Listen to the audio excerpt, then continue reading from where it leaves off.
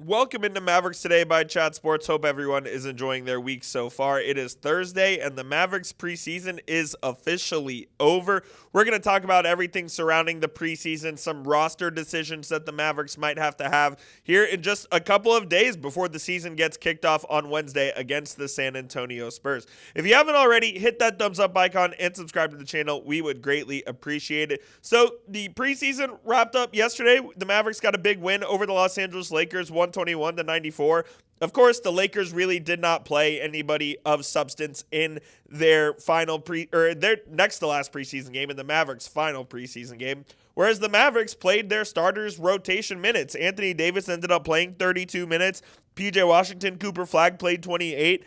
Derek Lively ended up playing 25. So the Mavs really used this game against the Lakers in Vegas as their dress rehearsal for the regular season. And I think the lineup that you saw, the starting lineup that you saw against the Lakers and in the third preseason game against Utah, that's the one you're going to see on opening night, where it's Cooper Flagg at point guard with PJ Washington and Klay Thompson at the wings. And then your bigs are going to be Anthony Davis and Derek Lively. I do think that is the lineup the Mavericks are going to run out on Wednesday against Victor Wembanyama and the San Antonio Spurs.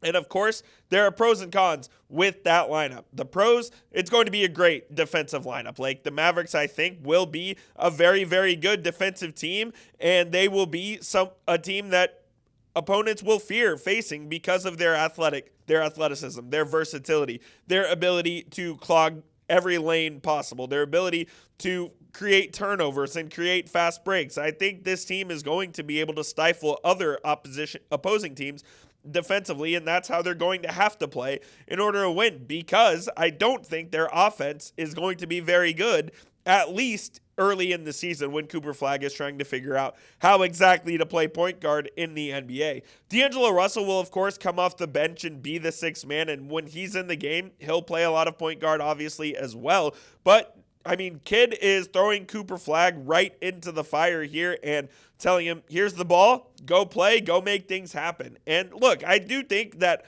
in the long term, that is probably the best case scenario for the Mavericks going forward. But in the short term, is that something that is going to help the Mavericks? Maybe not. And I think this team could get a little stagnant here in the early part of the season. And Jason Kidd even said as much, where he thinks, like, with that lineup at time, that the offense can get a little stagnant because they do create so many mismatches and one-on-one. And, like, Flagg will want to go one-on-one. AD will want to go one-on-one against fours. And, of course, PJ Washington will as well. So they're going to have to figure out how to play together offensively. But defensively, I really do think that this team's going to be pretty damn solid. And of course, look, the Mavericks have not played against real NBA competition yet. They've only played in preseason against guys who frankly aren't going to be in rotations or even on rosters here in the next couple of days. So we'll have to see what it looks like against real NBA comp, but I have optimism for this team defensively. It's offensively where I have great concerns. What is your biggest concern right now with the Mavericks, though? Let me know down there in the comment section. This will be today's pinned question. You'll see it at the top of the comment section, so go on down there and get your votes in. What you think the biggest concern for the Mavericks is right now. We're going to talk about a big roster decision coming for the Mavericks here in the coming days, and it's going to be interesting to see what they end up doing. We'll get to that in just a moment, but before we do that, today's show is sponsored by PrizePicks, and you and I make decisions every single day, but on PrizePicks, those right decisions can get you paid. PrizePicks is super easy to play. All you do is just pick more or less on at least 2 to 6 player stat projections, and if you get them right, you can get paid. And PrizePicks is offering a Steph Curry max discount right now, where if you think he can just score 1 point in the season opener, you pair it up with 1 to 5 other player stat projections, and you can watch the winnings roll in. PrizePicks is also the best place to play in over 40 states, including Texas as well. And you can also play stacks now on PrizePicks, where you can put the same player in the same lineup up to 3 different times. It's super easy to play. All you do is download the app, use code CLNS to get $50 in lineups after you play your first $5 lineup.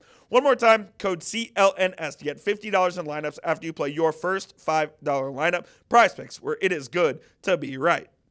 All right, let's talk about that roster decision. And it's something that I really didn't think was going to come up, but it is now because of the Mavericks' lack of available point guards. Are the Mavericks going to have to elevate Ryan Nembhard to the 15-man roster? And are they going to have to cut one of Dante Exum or Brandon Williams?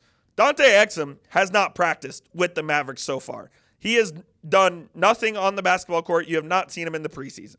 Brandon Williams has not played for the Mavericks in the preseason so far either, dealing with a hamstring injury. They said Williams was going to be out a week. It's been over 2, maybe even 3 weeks now since they last said that. I believe this was in the first practice where he suffered that hamstring injury, which would have been October 1st. We're sitting on October 16th right now, so it's been over 2 weeks.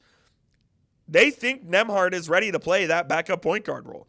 The only problem is Nembhard is on a 2-way contract, and you can only be active for 50 games on said 2-way deal. So are the Mavericks going to have to make a choice whether or not to just, cut bait now with either Exum or Williams and elevate Nembhard so he's eligible to play in all 82 games?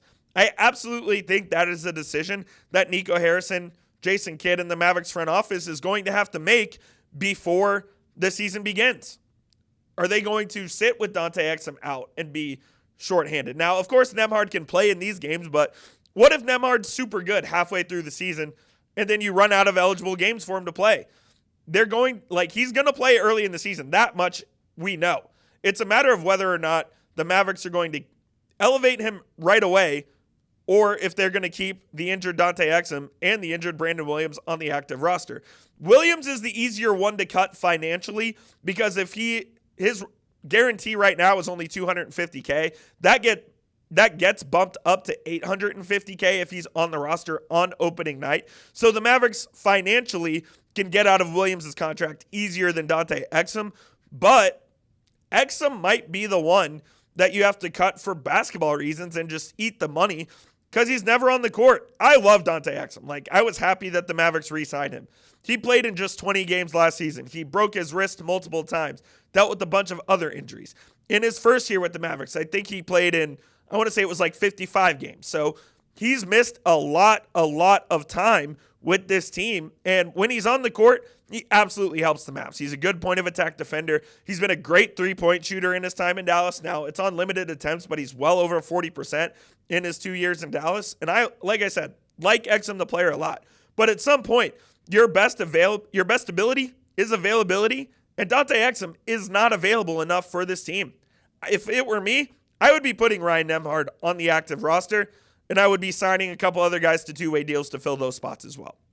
I think Nembhard has earned that in the preseason. I think he's earned it throughout the offseason, and the Mavericks are going to have to play him here at least to start the season. Whether it's 10 to 15 minutes a night or whatever the case may be, you are going to see Ryan Nembhard on the court for the Mavericks on Wednesday against San Antonio. I would be shocked if he did not get at least a couple of minutes playing as the Mavs backup PG with D'Angelo Russell. Russell's going to come off the bench, but he's not really a backup, so to speak. I think you're going to see D'Angelo play 27 to 30 minutes a night. You're going to need 10 to 15 from Ryan Nembhard, in my opinion.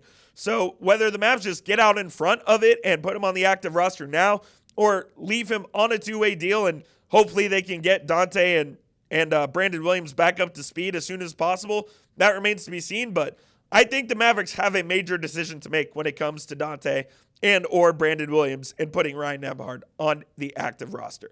Let me know what you guys think, though. Who would you cut if to put Nembhard on the active roster? Would it be Dante Exum or would it be Brandon Williams? Let me know down there in the comment section.